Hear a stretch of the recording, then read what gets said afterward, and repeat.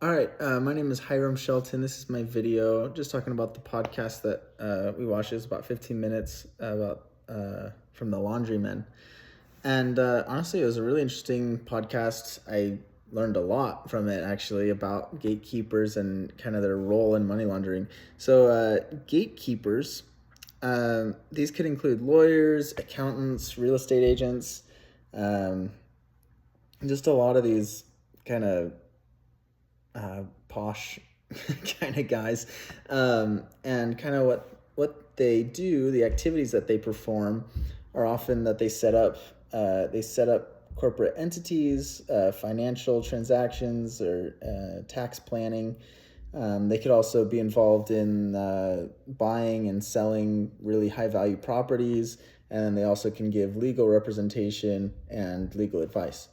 And so they are really important to um, to money laundering if they so choose. So the activities they could help with illegally could be money laundering. They could participate in terrorist financing, um, and even like proliferation financing, which is more like the weapons side of terrorism and things. Um, and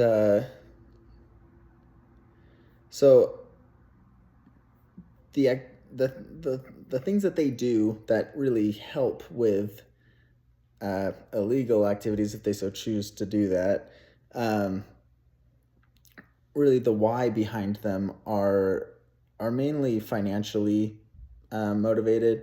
Normally, at least, sometimes you will have uh, it's rare, but sometimes you will have professionals that sympathize with terrorist groups, or they actually just agree with terrorist groups, which is really sad. But that can happen. But most of the time, it's more like financial. So they can do things by, um, they're in charge of companies, right? So they can create shell companies. They can create complex financial structures. They can get involved with, you know, they can misuse client privileges, and they can do, they can launder money through properties.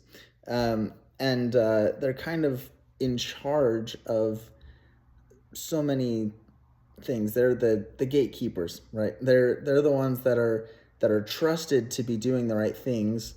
And if we're not looking at the people that are trusted to be doing the right things, then the gatekeepers themselves can be doing a lot of the bad things. And a lot of times they'll do it, for their own financial gain. They could also be doing it to help, to keep a client that makes a lot of money and can make them a lot of money, and they don't want that client to get hurt financially, and so they'll keep their illegal actions under wraps, so that they can keep money going, and keep things, have a good relationship with that company, even though that company is doing illegal things. And so there's just a lot of motivation that can be had there for the gatekeepers and those people that are in positions that requires a lot of trust. And so lastly here, do I think Jeffrey Robinson is correct in his view that these gatekeepers should become the targets of law enforcement investigations? I think, honestly, I do agree with that. Because these positions need to be regulated more. They have a lot of power, a lot of ability. They can be creating so many types of shell companies, or they just have so much connections, and connections matter in this type of environment and this type of work. A lot of times, like they said in the podcast, people want to follow the money, but sometimes the money's not even there, right? So like terrorist financing, sometimes terrorism isn't even like, in the beginning days, it wasn't even like illegal money. They said it was like real money. And so there wasn't money to follow.